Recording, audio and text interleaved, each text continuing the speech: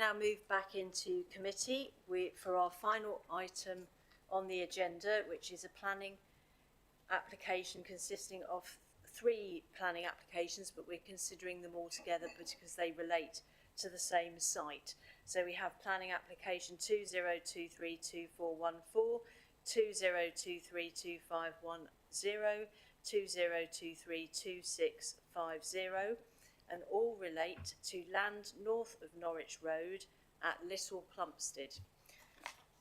If I could ask members of the committee, if possible, to speak clearly and bring the microphone near them, because apparently there's been some issues with not being able to, members of the public not being able to hear very clearly. So thank you. And we have Planning Officer Helen Bowman here. She is the Principal Planning Officer for the authority, and she will present this application, or these applications. Thank you, Chair. As already stated, we have 3 applications here, so there'll be 3 separate votes, but they are all kind of interrelated, so I'm obviously presenting them together. So we've got 2 separate applications for PIG buildings, both 432 square metres, and then a separate application for an agricultural worker dwelling on the site. So they've each got their own separate red lines, which I'll go into in a bit more detail, but as you can see, they're kind of all related together and share the same access of Norwich Road, which is a separately recently approved access. So I'll just go through a little bit of the context of the site of where we are. The sites are approximately, or the proposed buildings and dwelling are approximately this location here, where we've got this, yellow star. Over here to the west, we've got Rackheath, and then over to the north, you've got Salhouse to the far end. Obviously, the access is off Norwich Road in Little Plumstead. In this area here, which I'll just go on to the next slide, just to show you a bit closer up, we've got there's an existing care farm here at Heath Farm. There's a farm shop here, and also there is a what was a care home but has been recently granted consent for residential stroke guest house accommodation. You'll also note in the update sheet that there's a relatively or partially constructed building here that was granted consent as an agricultural building. We do currently have an application to change that to industrial. That's obviously not something we're discussing today. That's probably something for another day. But just so that you're kind of aware of that. And the access has been put in place here, which was granted under a separate permission. It's obviously worth noting, we've got an access track existing that goes up to this field here. We've got quite a lot of planting that you can see on this plant, so there's quite significant mature planting along these boundaries, along this boundary here as well, and also hedging along here. So in terms of that wider landscape, actually it's quite well screened site, just looking at it on the ground. It's also worth noting here there's a separate pig unit in the same ownership. So as I said, we've got 3 different applications. The first one here is obviously for this pig building, obviously has the same access, both applications include the dirty water tank that's required to store the water. Then we've got another separate application for the other pig building, and then a third application for the agricultural workers dwelling. So that's just a general plan of that kind of area, or what's proposed. This is what's proposed in terms of both agricultural building or pig buildings would be the same. They've obviously got concrete panelled roof, ventilation curtains, which is obviously required for the occupation or the use by pigs, and the cement thing. So they are sort of a general kind of agricultural type building, with a total of kind of 9 metres in height there. Okay, in terms of the agricultural workers dwelling, it is 2-storey with a garage. It's 3 bedrooms, which is kind of in sort of family-sized accommodation. Okay. Before kind of going through the photographs and looking at those impacts in a bit more detail, I think we need to look at the principle of having PIG units and also then the agricultural worker dwelling. Obviously, in terms of the PIG buildings, the location in the countryside isn't acceptable. It's an agricultural use. It's not something that we'd want in the development limit or anything like that. So, in principle, the PIG units in this area isn't an issue. In terms of the dwelling, obviously it isn't an area where we wouldn't normally permit new dwellings. However, there are some exemptions to that for agricultural worker dwellings. So that's identified in paragraph 84A of the NPPF, where they identify that there is an essential need for a rural worker, including taking majority control of a farm business or be permanently close to their work. The National Planning Policy Guidance also provides sort of further guidance on that thing. So the two main things are: is there a functional need for a dwelling to be on site? Does somebody have to live there for that business to operate successfully? And is the enterprise likely to remain viable in the future? And again, we've got our own local plan policy, policy H1 in the Broadland DMDPD, where again it says demonstrate a functional need for a full-time worker, and also it's also suggesting you need to have an established business for 3 years and be financially sound. I'll discuss that in a bit more detail. We have had a statement submitted by Crusoe Farms, which is supported by a letter from BQP, which are a pig contract business. I believe the intention is that they would take on that pig contract, which would then supply pigs to Waitrose. They have provided supporting information about the requirements in terms of welfare, security, security, disease control, etc., for having a person on site. I think generally for these type of intensive agricultural uses, there is a clear need to have somebody available to be able to deal with the various issues whilst there. Now, we also need to look, is there any existing dwellings in the area that could provide this? Now, the building has been sited, I think intentionally, at least 400 metres away from existing dwellings. As I go on to the amenity, that's obviously a positive thing that we then don't have any residential amenity issues. It's also quite a well-screened site, so any dwellings, say in Sal House or Racket or further away, it would be difficult for them to actually provide that functional need. So I think we're accepting of that. Obviously, we have got that existing pig unit further to the west. I think obviously there are quite strict controls about cross-contamination and security with these. So I don't, it's not considered from the contract point of view appropriate to have somebody sort of going between the two in an uncontrolled way. So I think we're happy that there are no other alternative dwellings that could be done in it. I think obviously where there's a slight issues. Obviously these buildings haven't been erected yet, so that unit doesn't exist in itself. However, it is part of a well-established business.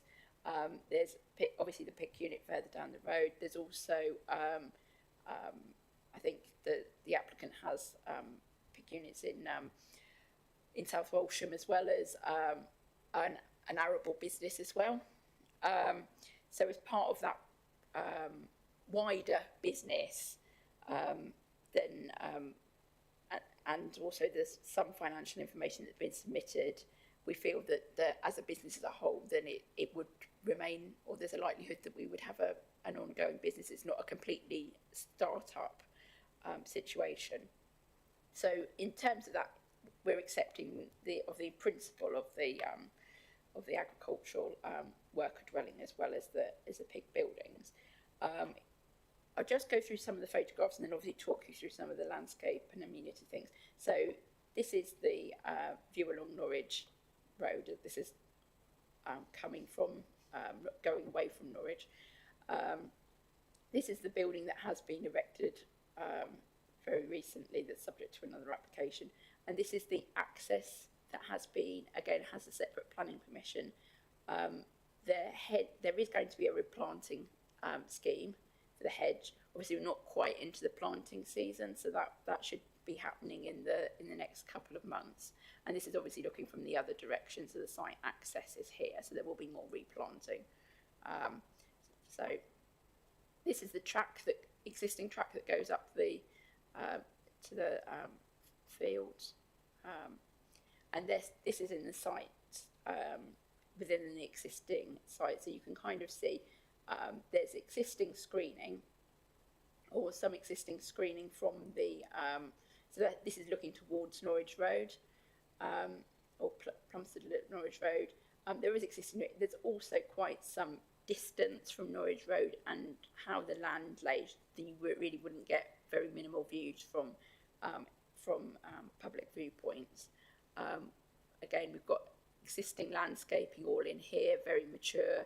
We've got existing hedge and things here, and that wider landscape. So it's actually quite well screened.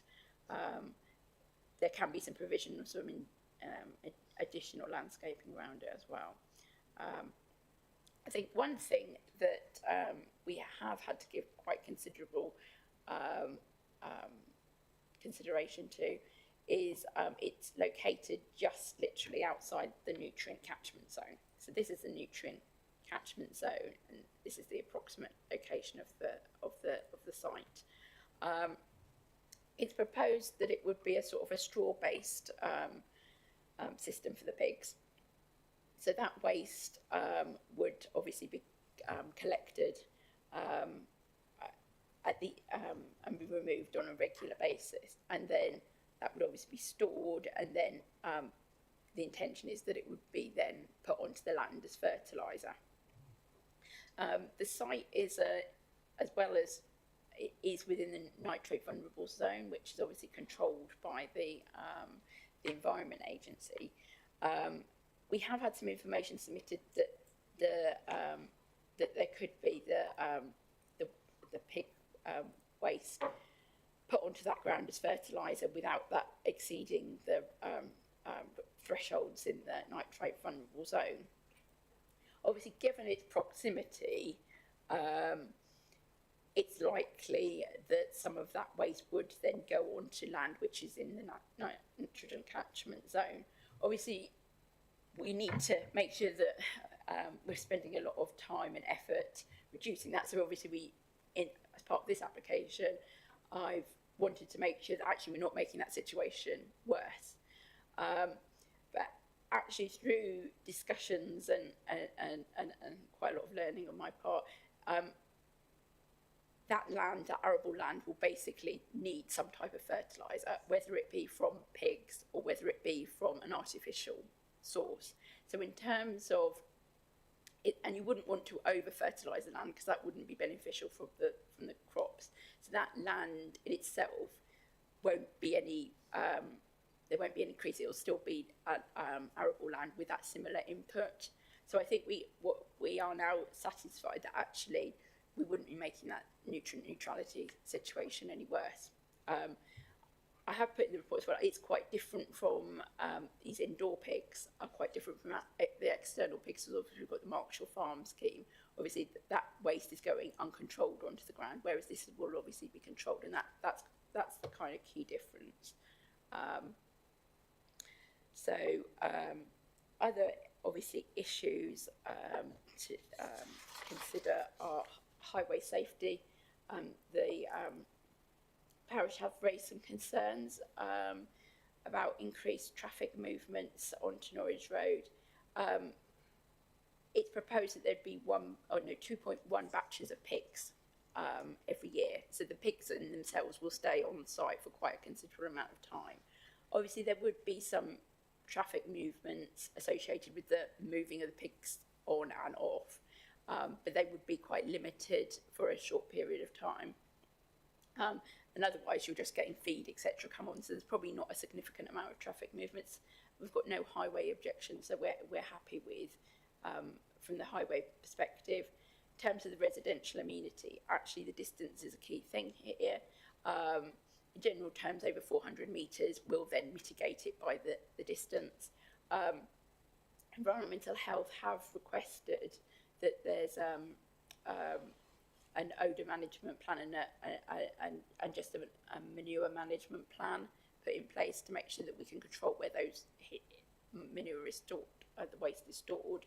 But generally that's likely to be near the building, or we can control that that's the case. So in terms of residential amenity, then we're happy that there shouldn't be any significant issues. We haven't got an ecology report, but it obviously is an arable field, so it's of low ecological value, and we can have some additional planting conditioned, which will result in an enhancement. We have had an ammonia assessment submitted, which looks at the airborne pollution through the ammonia on some of our protected sites, and that's been submitted, and we're happy that that wouldn't cause any significant issues on those protected sites. Obviously, in terms of the dwelling and the recreational impacts, then we do have a unilateral agreement signed to provide a giant RAMS contribution. So I think, coming back, we do consider that it's acceptable in terms of the visual, the highways and the amenity things to have those proposed pig buildings there, and that there's a functional need there for the dwelling, agricultural workers dwelling, which would be conditioned, and also in addition to the general agricultural dwelling occupancy condition, I've also said that it can't be occupied until those buildings are operational. That's in place, so we feel that there's a sufficient larger, wider business that we can recommend approval for all three applications. Thank you. Thank you very much for your presentation. Councillor Hempsall. Thank you, Chairman. Helen, I've got a question, and it's to do with, so how long is the anticipated contract for the business? What have you seen in terms of how long is the contract for this business to be? Is it a rolling 5-year or however long? I'm just wondering what the justification is for a bricks and mortar associated residential building rather than a temporary accommodation like we saw in the previous application. The applicant is here today, so I'm sure he can elaborate in terms of the actual contract. I presume because the building isn't in place that they haven't actually signed the contract in place. I think obviously we have a wider we've looked at it as a wider kind of thing rather than just this individual thing. I think there is, from the applicant's point of view, in terms of getting a quality stocksman on site, then and through the business, and they have an expectation of a certain level of accommodation, and are not necessarily wanting to live in a caravan for a period of time. So it may affect who you can employ on that business. So, but I'm sure the applicant could elaborate a bit further. I'm not being mean. I mean, I just wanted to know if you were aware that this was an ongoing contract. I wouldn't for a minute. I mean, my farmer friends would not speak to me ever again if that was the case.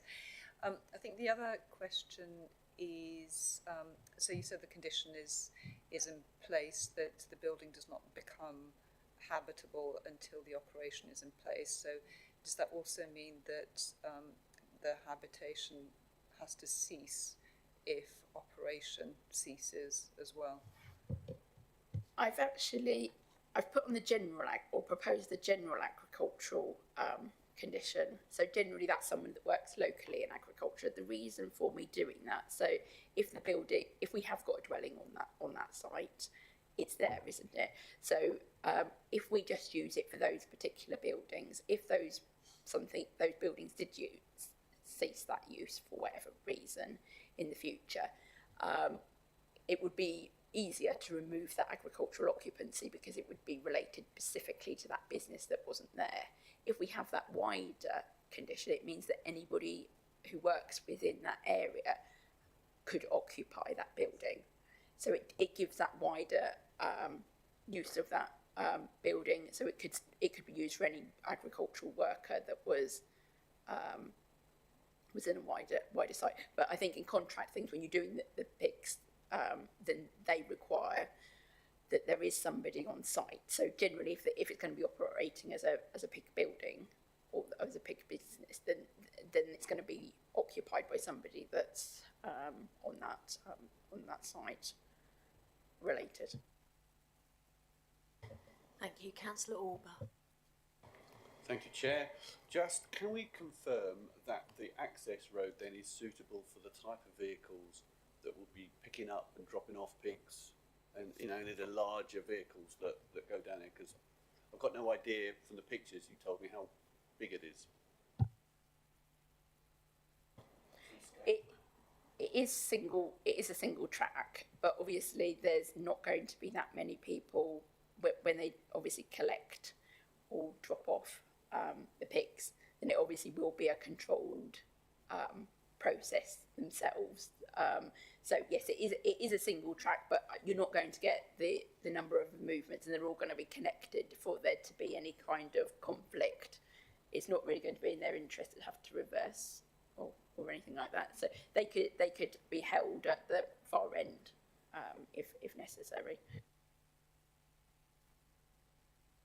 Do we have any other questions? No? Thank you. So we now move into the public speaking session. We have no one from the parish council, no objectors, and we have Mr. David Murrell, who has come to speak. Thank you. You have 5 minutes to speak, and I'll let you know when you've just got 1 minute left. Thank you for allowing me to speak. I'm a very straight talking chap, and I won't need 5 minutes to come out with what I want to say. We've got a well-established business. We have 3 existing pig units with all 2,000 pigs, all supplying Waitrose, all with a member of staff, all with a stockman's dwelling that has been supplied when we built the units. Quite a successful business, I might add. Just to give you a brief insight, I met my wife in 1971. In 1972, we bought 2 pigs, and we now have 6,000 on farm. I'm 74 and tend to want to do a bit less. We have family members now involved, and the fact that this application has now taken 14 months to get to this point has had such a serious impact on my business and family, you would not believe. And you've seen the new building that we've put up next to the road, next to Heath Farm. That was going to be related to a business that a family member was going to run, looking after the pigs and running an agricultural machinery business from that building. That's gone down the pan because that family member has had to make other arrangements, because nobody can run a business waiting 14 months. The Broadland District Council used to be an excellent council. I've dealt with Yarmouth and South Norfolk over the years. They used to be excellent, but I'd like to have a little whinge that the standard of service is now horrendous, and we've been messed around for 14 months, and it's been absolutely ridiculous that we're in this position we are today. The site is a perfect location. I would think there's probably nowhere better in Norfolk to build a pig unit. It can't be seen from the road. You can't see another house. We're 500 metres to the nearest house. There's no flooding implications. Good HGV access, and we're outside the NN zone.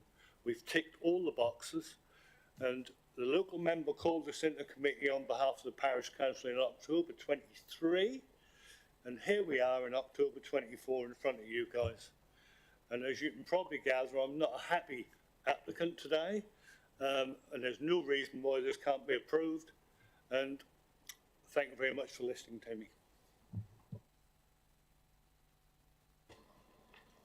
Thank you for coming to speak, and I apologise if you feel that the service from Broadland hasn't been up to the standard you might have expected. Do we have any questions? Councillor Copleston. Thank you very much for what you've said, Mr. Murrell. I'm a farmer myself, and I've worked in agriculture for most of my working life, and I have sort of overseen pig businesses in the past, quite a long while ago. And actually, the pig business I was involved with was an A1 supplier for Waitrose. I am disappointed that your business has been put on hold. You're a significant pig producer in East Anglia, supplying 6,000 pigs a year to Waitrose, and obviously this other 2,000 pigs, you know, is very, very important. We've got a proud tradition of growing food and pork in East Anglia, and I thoroughly support your application.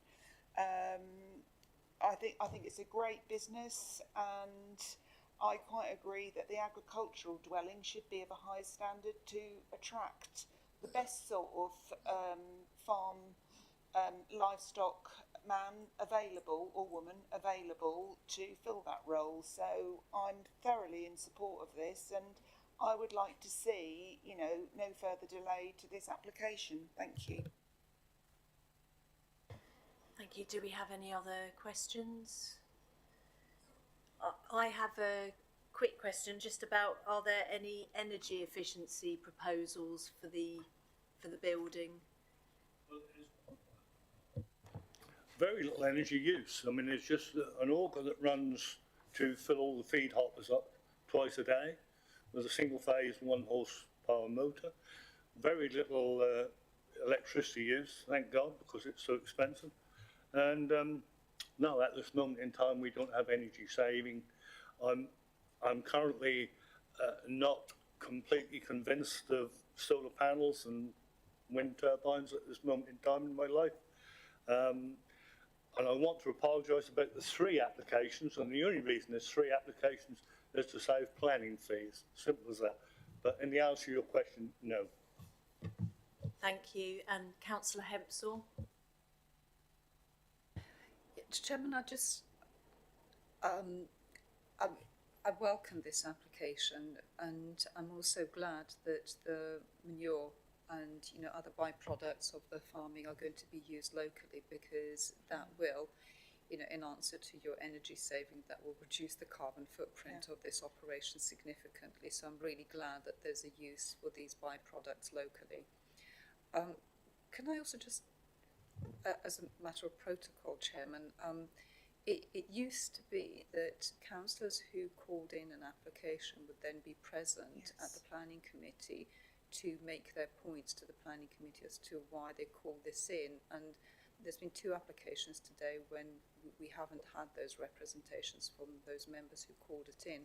I just wonder if I can ask you and, you know, the chairman to perhaps indicate to those members who will call it in that actually, if you have a good reason, then we would welcome you to make your points in person at the committee. But on the whole, I support this application. I'd be happy to move the officer recommendation on all 3 applications, please.